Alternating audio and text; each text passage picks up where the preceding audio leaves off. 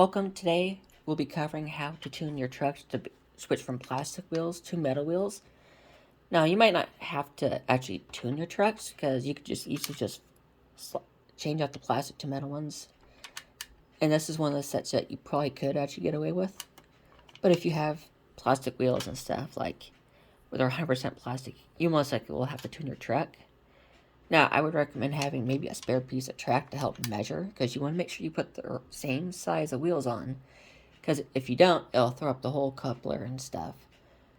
Then with track, it's a lot easier to tell the size and stuff, because if you look at my left compared to the left looks bigger, but in reality, they're the same size that go on the track. It's just that these flanges on the side are much bigger than the ones on the right.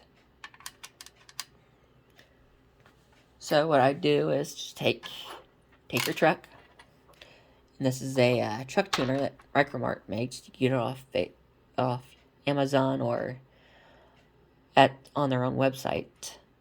And you just pop that in and you spin it. Now you might have to switch, like pinch it down to get a good grip on it to help it dig in and go a little quicker. Now, I don't recommend taking like a vise to it because you don't want to destroy the whole truck, but pinching it will work. If you want to use a little pliers to get a little bit deeper, do that. Then what you do is you switch sides after a while and you spin it. And you just repeat the process to each side of the truck. Pop that in. And you get the side in.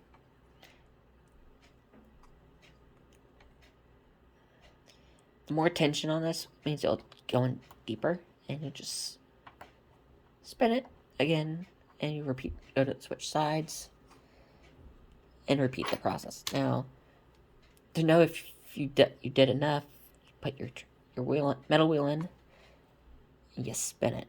And if it spins for a good like that did, I don't know if you can see that. Maybe I'll get closer.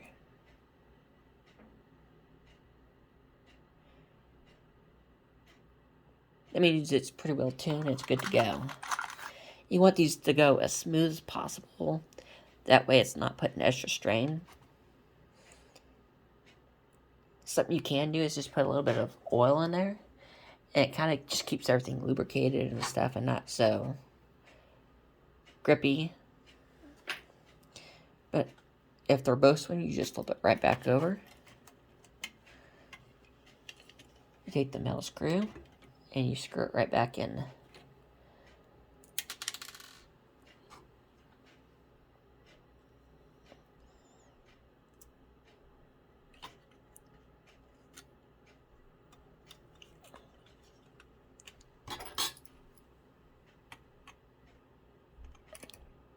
And to be honest, it's a lot easier to do this when you don't have a camera in your face.